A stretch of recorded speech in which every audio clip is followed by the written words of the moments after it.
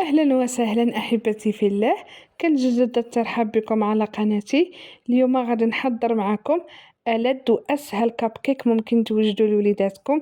كيجي غاية في الروعة، كيدوب في الفم بمعنى الكلمة. بجوج بيضات فقط غادي نخرجوا كمية وفيرة غادي تنفعكم بزاف مع وليداتكم للمدارس. إلا بغيتوا المقادير والطريقة خليكم معايا لنهاية الفيديو فضلا وليس أمرا. وإلا عجبكم الفيديو كالعادة ما تنسونيش بالتعليق المحفزة، اللايكات باش الفيديو يزيد يطلع، واشتركوا في قناتي فضلا وليس امرا. ونبداو بسم الله على بركة الله. كما ذكرت معكم في اول الفيديو، اليوم غادي نحضر معكم كاب كيك بدون موز. غادي نحضروا بواحد الطريقه رائعه، هو كيجي فيه المذاق ديال البنان، ولكن واخا ما يكونش عندنا البنان غادي نحضروه وغادي يعجبنا ويعجب وليداتنا. هنا كما كتشوفوا بالنسبه للمقادير، عندي كاس ديال سكر سنيده، انا عبرت بهذا الكاس هذا. عندي كاس ديال الزيت، جوج حبات ديال البيض، عندي كاس مع مرش ديال الحليب، جوج اكياس ديال الخميره ديال الحلويات كل وحده فيها 8 غرام. عندي هنايا نسكوي، ممكن تستعملوا اي شوكولاته اللي كتذوب في الحليب اللي عندكم، ما كتفضلوهاش استغناو عليها. عندي هنايا بديل الموز، واخا ما يكونش عندنا البنان نديرو هاد الفلور اللي كيكون بنكهه الموز، كيعطي واحد المذاق مميز وكيتواتى مع هاد النسكوي هذا اللي درنا. عندي هنا 200 غرام ديال الدقيق الممتاز الخاص بالحلويات. بالضبط غادي نعطيكم يعني الوصفه ممكن تاخذ ليا ما بين 150 حتى ل 200 غرام على حسب السوائل كما غادي تشوفوا معايا. عندي هنايا الشوكولاته اللي غادي نزين بها، وهنايا صاوبت هاد القوالب هاد الاكواب هادو اللي غادي نديرو فيهم هاد الكاب كيك. صافي هنا غادي نخدم غير بيديا وبالطراب اليدوي. يلا هو معايا. صافي هنايا غادي نبدا نخدم البيض. دائما البيض من الاحسن يكون بحراره المطبخ، وما نساوش القبيصه ديال الملحه اللي كتعادل لينا المذاق. صافي هنايا غادي نبدا نخلط القبيصه ديال الملحه. صافي هنايا غادي نبدا نخلط هاد المكونات. هاد الوصفات هادو كينفعونا بزاف مع الوليدات في المدرسه، وكذلك حتى الا جايين عندكم هكا الضيوف وبغيتو تنوعوا المائده ديالكم كيجيو هكا حتى في الشكل ديالهم زوين. صافي انا غادي نخلط حتى كنحس بسنيده دخلت ليا مع البيض ونرجع معكم. صافي هنايا تخدموا لي مزيان هكا فاش كنهز الطراف ديالي، يعني كيمشي ليا الخليط يعني هكا خط واحد. هنايا غادي نزيد الزيت، اي مكون كنضيفو كنخدمو مزيان الزيت حتى هو حتى تنحس به دخل، وكذلك ما كيبقاش هكا باين في الفوق. صافي مباشره غادي نزيد الحليب. صافي نخلط ونرجع معكم. صافي هنايا من بعد ما خلطت هانتوما تخلط ليا مزيان، مباشره كنضيف الحليب. الحليب ما يكونش بارد، يكون شويه دافي او بحراره المطبخ. صافي مباشره غادي نزيد داك نسكوي اولا كاوبين، ممكن تستعملوا حتى كاوبين دائما على حسب المتوفر عندكم.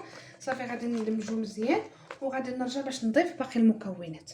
هنايا غادي نضيف داك الكيس ديال الفلون ديال الموز.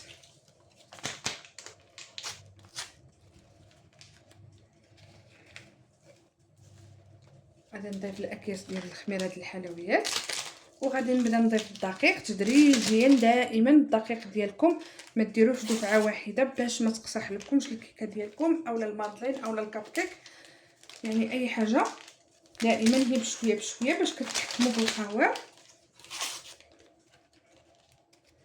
صافي بهذه الطريقه هذه غادي نحرك وغادي نبدا نضيف الدقيق شويه بشويه حتى نشوف القوام ديال الكيكه ديالي المناسب. وهانتوما معايا باش نكمل معكم. صراحه كيوجدوا دغيا. صافي حتى كنبغيو يعني نبقاو نصاوبوهم هكا في المولات ديالهم، عاد كنشعلوا على الفران من التحت حتى كيطلعوا لينا، كنشموا ديك الرائحه ديالهم. من بعد عاد كنشعلوا لهم من الفوق. تقريبا تياخذوا على حسب كل فران، انا كنديرهم على درجه 180، وكل فران يعني تقريبا كياخذوا ديك 20 دقيقه 22 دقيقه. صافي هنايا مباشره كنضيف الدقيق. صافي انا غادي نبدا نضيف الدقيق بهذه الطريقه. المهم غادي نقول لكم بالضبط شحال خدات ليا ديال الدقيق وغادي نكمل معكم. ها نتوما معايا. صافي هنايا كناخذ المغرفه اللي نتحكم في القياس صافي، وكنخلي لهم فين غادي يتنفخوا.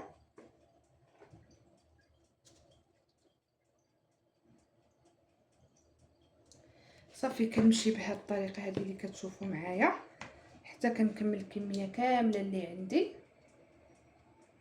وغادي نرجع معكم. صافي هنايا كنقطع طريفات ديال الشوكولاته.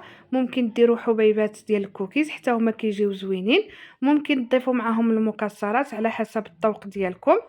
صافي كنكمل الصينيه ديالي كامله. بالنسبه للفران كنكون شاعله في هذا الوقت هذا حتى كنقرب نكملهم.